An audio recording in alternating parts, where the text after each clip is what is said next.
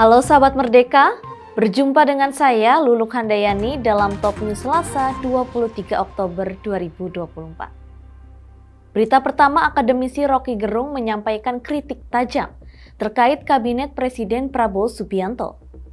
Berita kedua, Wakil Presiden Gibran Rakabuming Raka mendapatkan surat rahasia dari siswa sekolah dasar.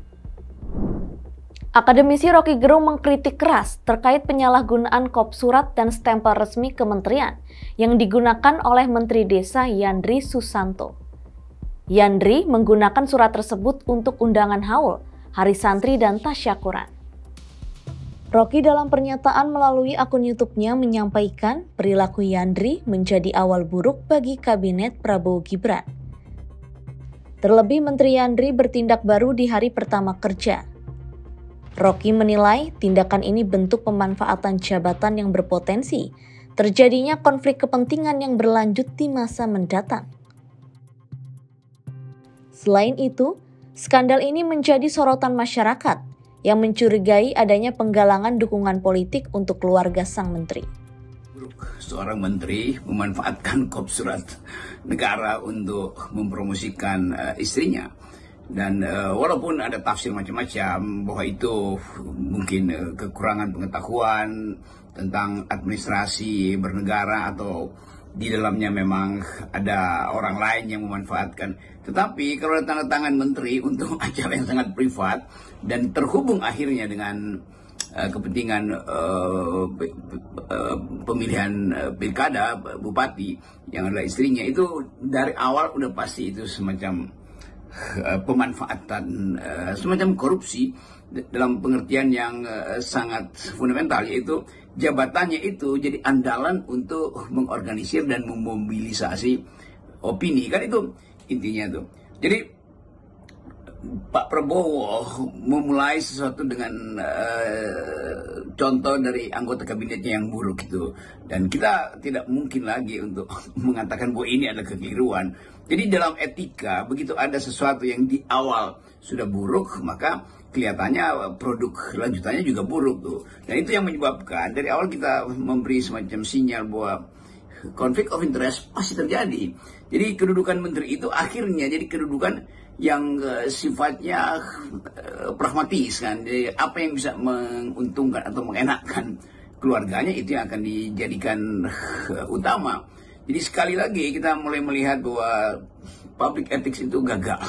Dan mestinya ada bukan sekedar teguran, ya harusnya ada semacam kesadaran diri untuk sebetulnya kalau kita sebut di dalam tradisi Bushido ini namanya harusnya udah dibunuh diri itu, dan atau mengatakan saya malu karena saya memanfaatkan kop surat negara untuk membackup istri saya. Itu poin dasarnya tuh. Jadi ini bukan soal kecurigaan netizen, tapi netizen memang bereaksi dengan cara yang tepat.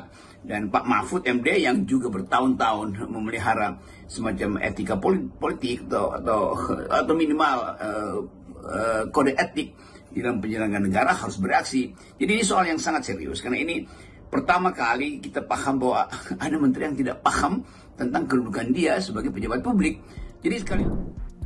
Berita selanjutnya, Wakil Presiden Gibran Rakabuming Raka melakukan pembagian makanan bergizi gratis di SD Negeri 03 Menteng, Jakarta Pusat pada Selasa kemarin. Dalam momen tersebut, Gibran dikejutkan seorang siswa yang memberikannya surat. Saat memasuki kelas, Gibran disambut dengan antusiasme tinggi oleh para siswa yang menyanyikan lagu dan melantunkan pantun. Anak-anak juga terlihat sangat gembira menerima makan siang yang terdiri dari ayam tepung, telur dadar, sayur capcay, jeruk, dan susu. Dalam momen ini, Gibran menerima surat dari seorang siswa. Namun ia tidak membocorkan isi surat tersebut. Dalam pemberian makan gratis bergizi ini, Gibran turut ditemani oleh pejabat Gubernur DKI Jakarta Teguh Setiabudi. Sebagai informasi, sebelum menjabat sebagai Wakil Presiden, Gibran sering terlibat dalam kegiatan pembagian makan bergizi gratis di berbagai daerah. Selain itu, Kepala Badan Gizi Nasional Dadan Hindayana menyatakan program makan bergizi gratis akan membelanjakan anggaran senilai 800 miliar rupiah per hari. Menurutnya, pemerintahan Prabowo Gibran menjadikan penguatan sumber daya manusia sebagai salah satu fokus utama dengan investasi besar pada program tersebut. Program ini yang jika diimplementasikan secara penuh akan menjangkau hingga 82,9 juta penerima dan memakan anggaran sebesar 400 triliun rupiah. Demikian informasi kali ini bersama saya, Lulu Handayani. Simak berita lainnya hanya di merdeka.com.